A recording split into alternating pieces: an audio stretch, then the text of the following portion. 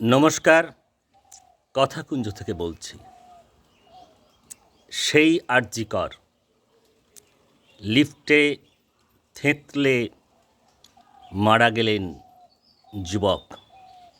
হ্যাঁ, ঠিকই বলছি। সেই আরজিকর লিফটে থেঁতলে মারা গেলেন যুবক। কি বলি বলুন তো? হয় ব্যবস্থা, হয় লিফট, হয় ব্যবস্থা, হয় লিফট। আজকে কথাকুঞ্জে আপনারা তো শুনছেন, ধারাবাহিকভাবে একটি পর্ব চলছে। এর আগের পর্ব ছিল চতুর্থ পর্ব, ভোটরঙ্গ। তো ভোটরঙ্গের খেলা থেকে আপাতত খেলা মুলতুবি নিয়ে গতকালকে খবরের কাগজের যে হেডলাইন হয়েছে, এই অরূপ বলে যুবক, এখানে লেখা হয়েছে অরূপের রক্তের ফোঁটা পড়ছিল আমার গায়ে, বলছেন অরূপ বন্দ্যোপাধ্যায়ের বাবা। নিতে পারা যাচ্ছে না।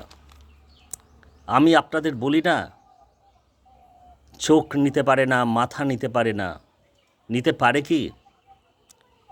হয়তো রিপিটেশন হয়ে যায়, কিন্তু উপায় নেই। আর কোনো ভাষা, শব্দের যোগান নেই। খবরের কাগজে লেখা হয়েছে ভোটের আগে ফের বিঁধল আরজিকর কাঁটা। এবার ওই হাসপাতালে এক যুবকের লিফটে আটকে থেঁতলে মৃত্যুর অভিযোগ উঠল। দক্ষিণ দমদম এলাকার বাসিন্দা অরূপ বন্দ্যোপাধ্যায় সন্তানের চিকিৎসা করাতে সেখানে এসেছিলেন। বৃহস্পতিবার শেষ রাতে লিফটে আটক অবস্থায় বারবার ডেকেও কারো সাহায্য পাওয়া যায়নি বলে অভিযোগ করেছেন স্বামীর সঙ্গেই আটকে থাকা সোনালী দত্ত বন্দ্যোপাধ্যায়। একসময়ে বেরিয়ে আসার সুযোগ পেলেও লিফটের বাইরের দরজায় ছিল তালা। বারবার চেয়েও সেই তালার চাবি পাওয়া যায়নি বলে অভিযোগ তাঁর।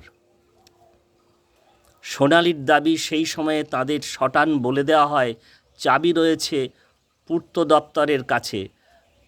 প্রায় 2.5 ঘন্টার এই টানাপোড়েনের মধ্যে 40তম জন্মদিনেই শেষ হয়ে যান অরূপ।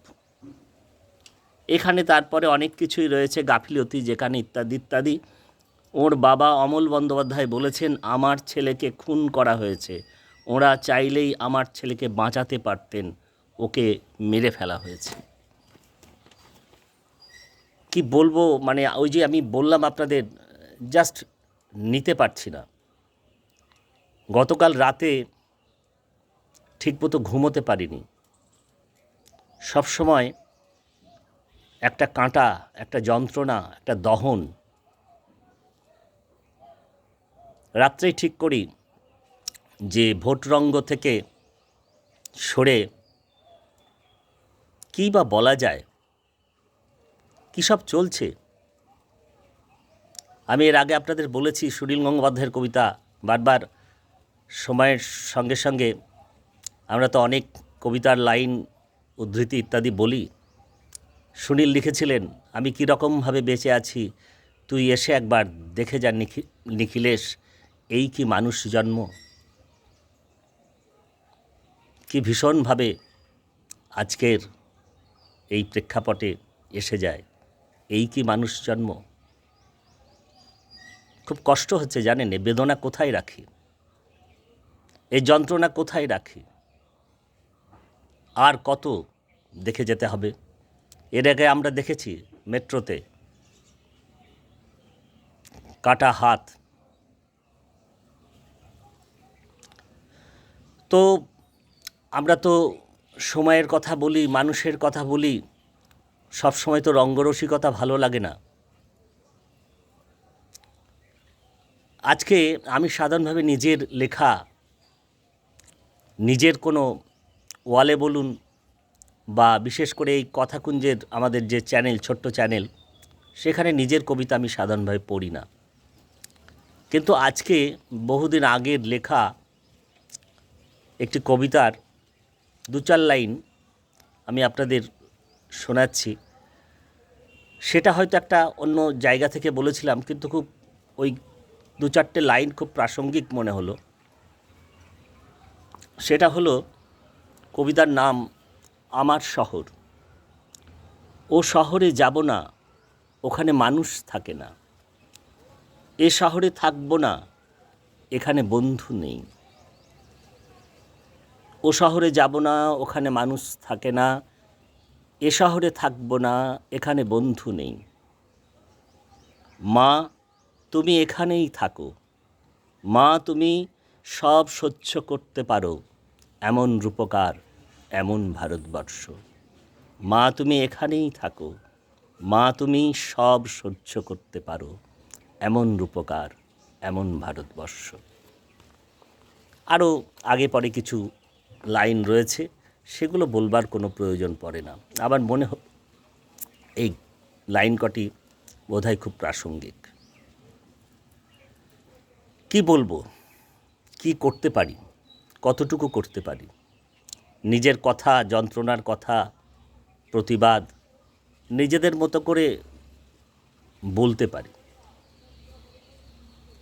তো আজকের কথাকুঞ্জ এখানেই শেষ করব। অরূপ বন্দ্যোপাধ্যায়ের পরিবারকে, তার বাবাকে, তাদের সান্ত্বনা দেবার শক্তি তো আমাদের নেই। ঈশ্বরের কাছে প্রার্থনা করব, ঈশ্বর সর্বশক্তিমান ওদের সহায় হন। আর আমরা যারা একটু চৈতন্য সংযত বোধ বিবেকের কাছে দায়বদ্ধ বলে মনে করি, তারা নিজের মতো কথা বলতে পারি, প্রতিবাদ করতে পারি।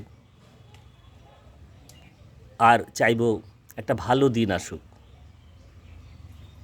একটা নতুন দিন আসুক। এই সমস্ত জটিলতা, ভুল, অব্যবস্থা এগুলো চলে যাক, একটা সুব্যবস্থা আসুক। তো যাই হোক, আজকের কথাকুঞ্জ শেষ করব খুব ভারাক্রান্ত মন নিয়ে। অন্য বারের মতো যেমন বলি, ভালো লাগলে লাইক, শেয়ার, কমেন্ট করবেন। ভালো লাগলে কথাটা খুব সঠিকভাবেই বলছি না, বলবো আমাদের সঙ্গে একমত হলে, আপনাদের কিছু বলার থাকলে নিশ্চিত করে লাইক, শেয়ার, কমেন্ট করবেন, বন্ধুদের জানাবেন।